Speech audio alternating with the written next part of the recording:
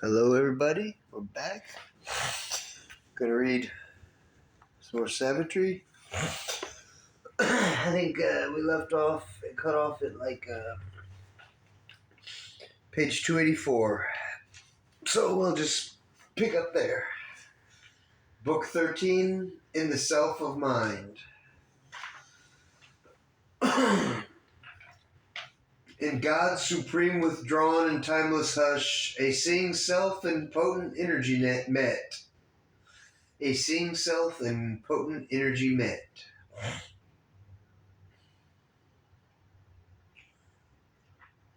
God's supreme, withdrawn, and timeless hush, that quiet moment of now. The silence knew itself, and thought took form. Self-made from the dual power, creation rose.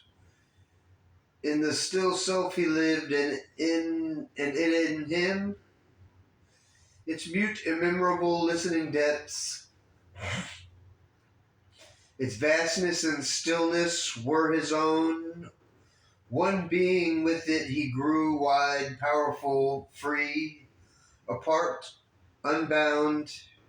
He looked on all things done, as one who builds his own imagined scenes and loses not himself in what he sees.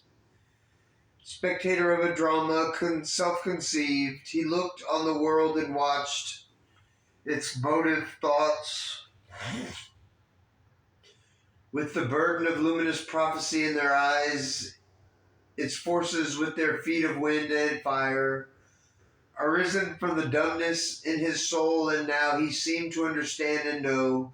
Desire came not, nor any gust of will. The great perturbed inquirer lost his task. Nothing was asked nor wanted any more. There he could stay, the self, the silence one. His soul had peace, it knew the cosmic whole. Then suddenly a luminous finger fell on all things seen or touched or heard or felt, and showed his mind that nothing could be known that must be reached, from which all knowledge comes. The septic ray disrupted all that seems, and smote at the very roots of thought and sense. In a universe of nescience they have grown, aspiring towards superconscient sun, S-U-N, playing in shine and rain from heavenlier skies. They never can win, however high their reach, or overpass, however keen their probe. A doubt corroded even the means to think. Distrust was thrown upon mind's instruments, all that it takes for reality's shining coin. Proof fact. Inference, deduction, clear, firm theory, assured significance appeared as frauds upon time's credit bank, or assets vaultlessly in truth's treasury. Ignorance on an uneasy throne, travestied with a fortuitous sovereignty, a figure of knowledge garbed in dubious words, and tinsel thought forms brightly inadequate, a laborer in the dark dazzled by half-light. What it knew was an image in a broken glass. What it saw was real, but its sight untrue. All the idea in its vast repertory were like the mutterings of a transient cloud that spent itself in sound and left no trace, a frail house hanging in uncertain air. The thin, ingenious web round which it moves, put out a while on the tree of the universe and gathered up into itself again, was only a trap to catch life's insect food, winged thoughts that flutter fragile in brief light, but dead, once captured in fixed forms of mind, aims puny but looming large in man's scale, flickers of imagination's brilliant gaze, and cobweb-wrapped beliefs alive no more.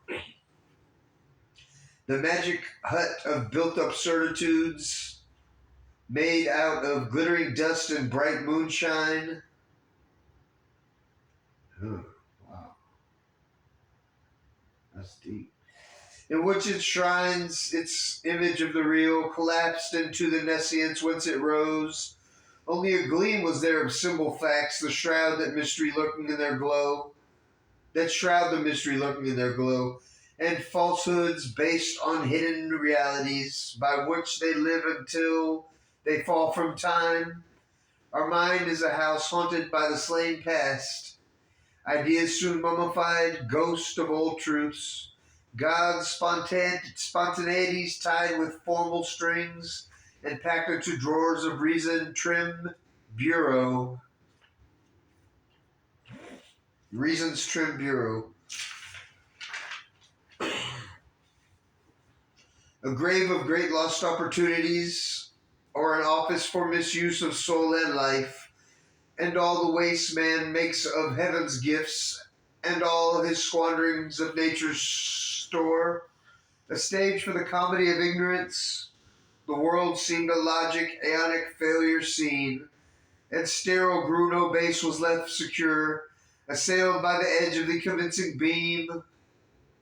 The builder reason lost her confidence in the successful slay and turn of thought that makes the soul the prisoner of a phrase.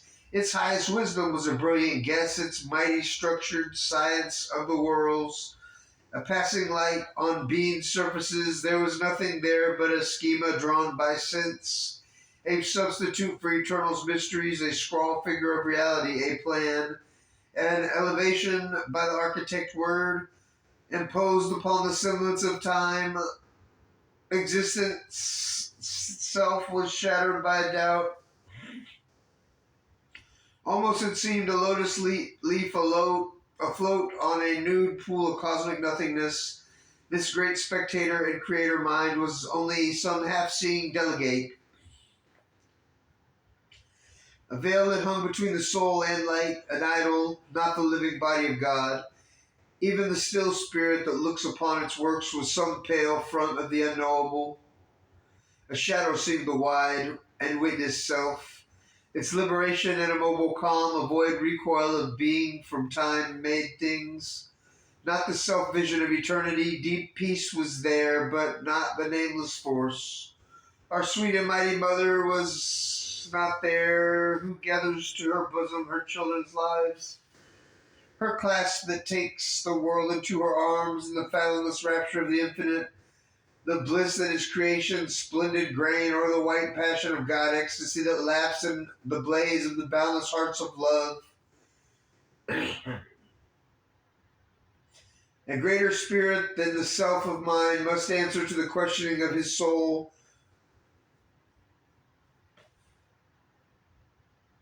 For here was no firm clue and no sure road. High climbing pathways ceased in the unknown. An artist's sight constructed the beyond in contrary patterns and conflicting hues. A part experience fragmented the whole. He looked above, but all was blank and still. A sapphire firmament of abstract thought escaped into a formless vacancy. He looked below, but all was dark and mute. A noise was heard between of thought and prayer. A strife, a labor without end or pause. A vain and ignorant seeking raised its voice.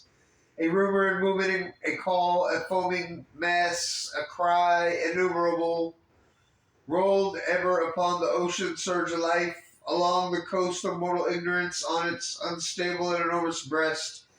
Beings, the forces, forms, ideas, like waves, jostled for figure and supremacy, and rose and sank and rose again in time at the bottom of the sleepless stir. A nothingness parent of the struggling worlds, a huge creator, death, a mystic void, forever sustaining the irrational cry, forever excluding the supernal word, motionless, refusing question and response, reposed beneath the voices of the march, the dim in conscience, dumb in certitude, two firmaments of darkness and of light, oppose their limits to the spirit's walk. It moved, veiled in from self's infinity in a world of beings and momentary events where all must die to live and live to die. Immortal by renewed mortality, it wandered in the spiral of its acts, or ran around the cycles of its thought, yet was no more than its original self and knew no more than when it first began. To be was a prison, extinction the escape.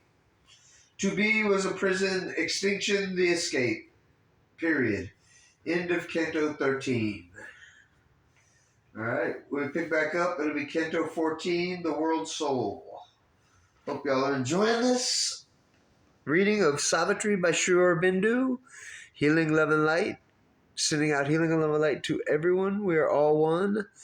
I love you all. Thank you for joining.